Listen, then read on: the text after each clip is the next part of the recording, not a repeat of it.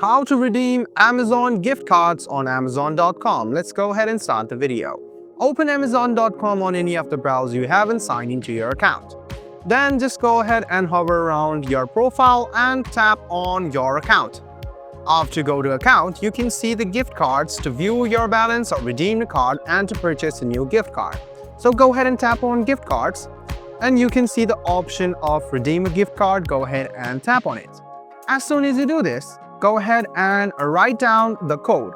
So if you don't know where this is, you can just go ahead and swipe down your card and you can see the code is located on the top.